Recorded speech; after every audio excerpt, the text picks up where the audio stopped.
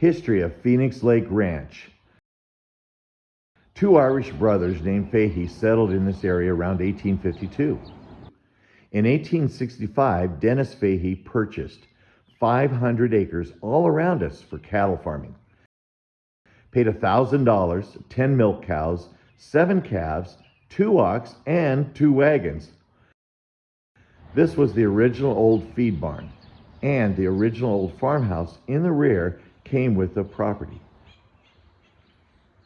To understand the timeline better, the Civil War had just ended, and Abraham Lincoln was president when this property was purchased. The magnificent oak tree is over 475 years old and is the second largest tree in the county. To better understand how old this oak tree is means it was planted before the American Revolution and the United States became a nation. When old indigenous tribes roamed this land, later, under this large oak tree, stagecoaches would stop for a rest on their way over Sonora Pass.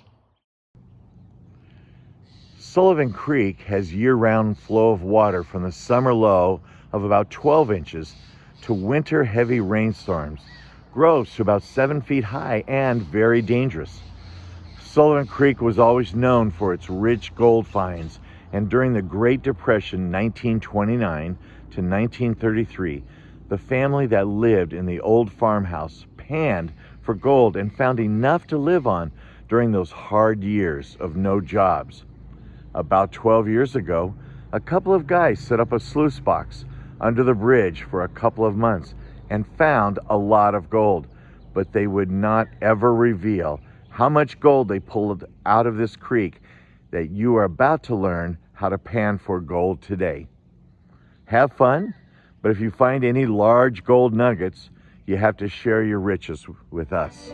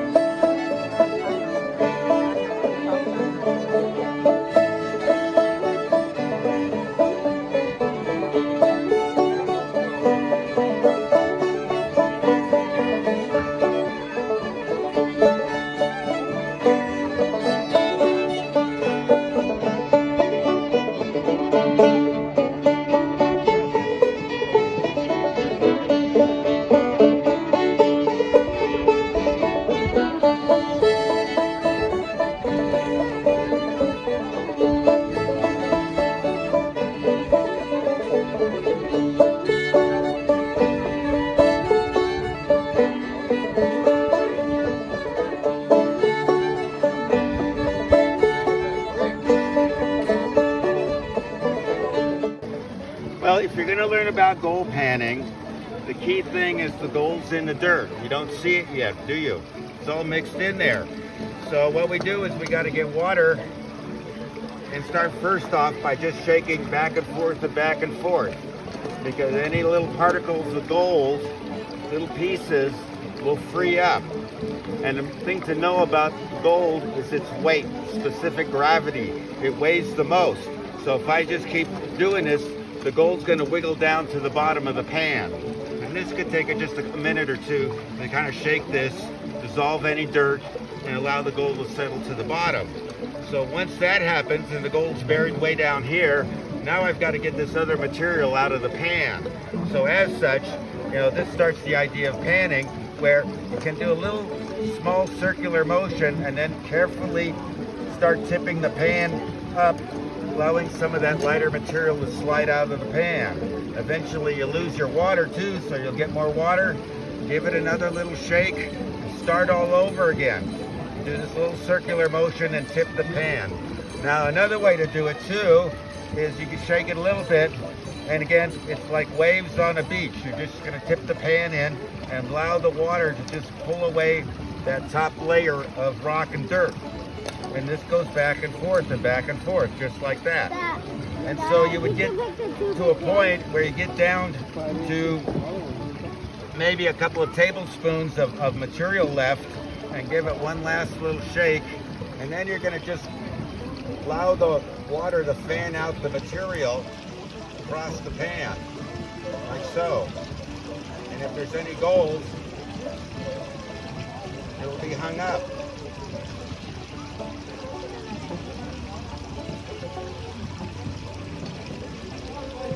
Yep. I don't see any gold. No. And that's the truth about most of the miners in California. They're not finding the gold. Only very few got fortunate to find enough gold to come away rich. So that's basically the understanding of panning. And I would normally fill this full, as much dirt as I could. It would take me about normally 15 or 20 minutes to pan down. So, and a miner could do about 40 pans a day if that's all they had was a gold pan. But then they start moving to other machines like the rocker and the long tom, which they could get more gold more quickly and require less panning. So, in fanning the material around, you'll kind of pull away the lighter sand and rock and dirt. Because gold weighs so much, it won't be pushed away by the water. And then as such, we've separated all the gold from the other material, and now we can just pick it out and put it, and start digging for more gold. That's all. Here's what we call a rocker or a cradle. Now the way a cradle works is not what most people think. It doesn't really find gold, folks. All it does is concentrates the gold. So instead of finding 1 or 2 pieces in my pan, I might find a whole dozen, I might find a couple ounces. But all this thing does is separates the gold from the big rocks. That's what they do. The way they work, you're going to pour sand and clay up here in the top while you're rocking it. And if you look down here, you see it working. See the rocks and things sliding over the bar.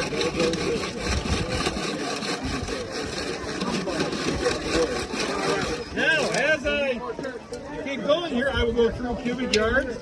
Most of the gold will be up here under this top, we call riffle right here.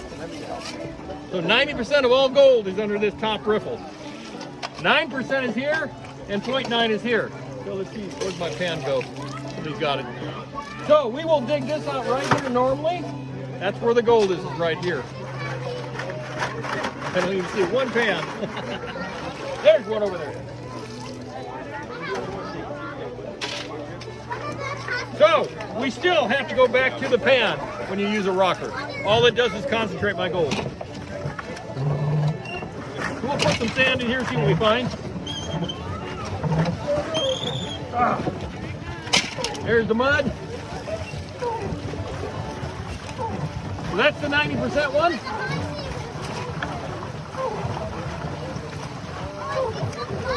Back around my neck. And we'll pan right here. We'll see what we got.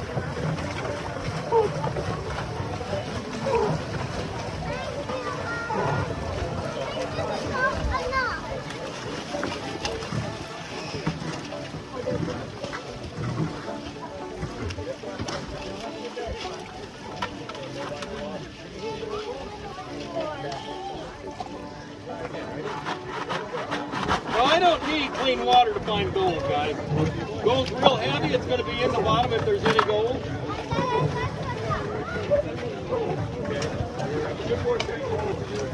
Now we'll look at it and we'll see. Depending on where the sand came from. Actually, there's a piece right there, see?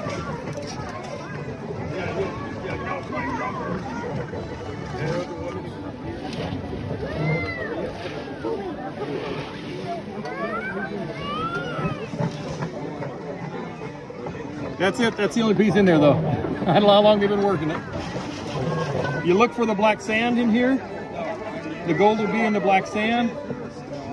There's not much in here, guys.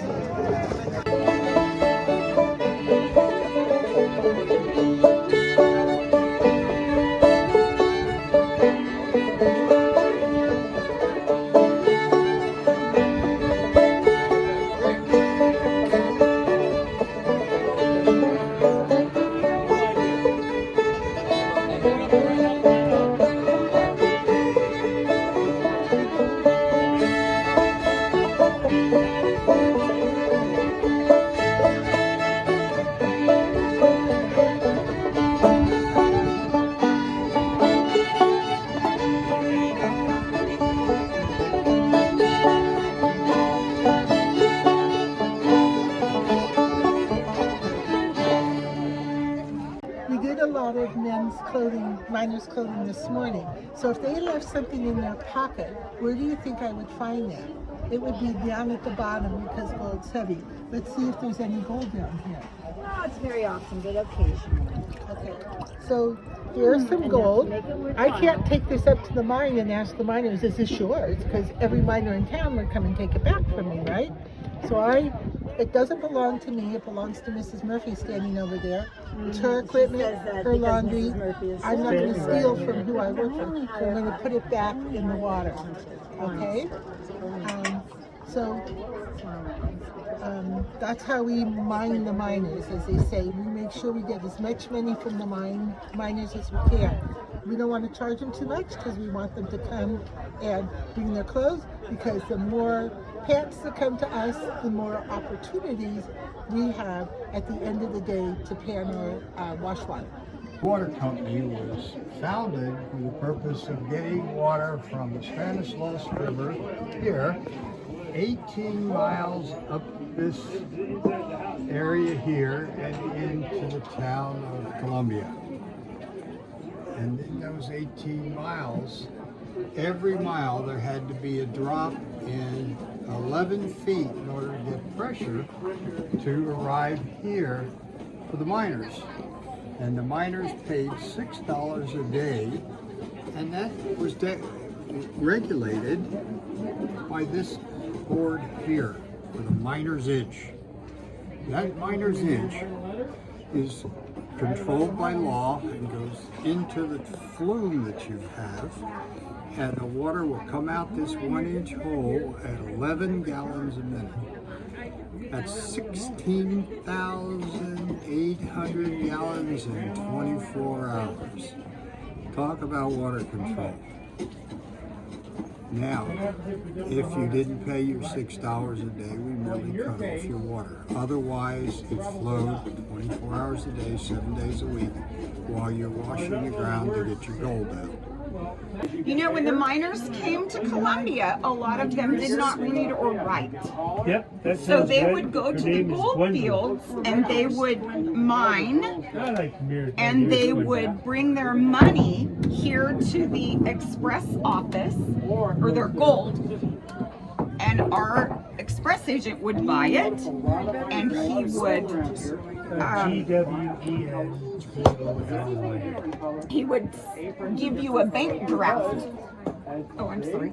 He would give you a bank draft so that you could mail it home, correct? So you could mail it home. Now, why would you want to mail a bank draft home instead of regular gold pieces? Do you think somebody might steal it? Okay. So you write a letter home, you send your bank draft, and then your money transfers to your family back home, so they can have some money too. Okay. Now, you can take this and write on this. These are called miners' sheets. They were printed by the hundreds. And the miners loved these. They're like modern day postcards. Miners loved these because all they would have to do is sign their names. People did not realize what it was like in California. So to get a letter like this with pictures and scenes of California was pretty special. Not that, only that, but your mother would want to know that you had gotten here safely. So you can go ahead and write your name right here. Okay. Go ahead and write your name or write a letter wherever you would like on there, and I will stamp your letter and seal it. All right? Okay. How long would it take for the mail to get there? Oh, let me tell you about that too.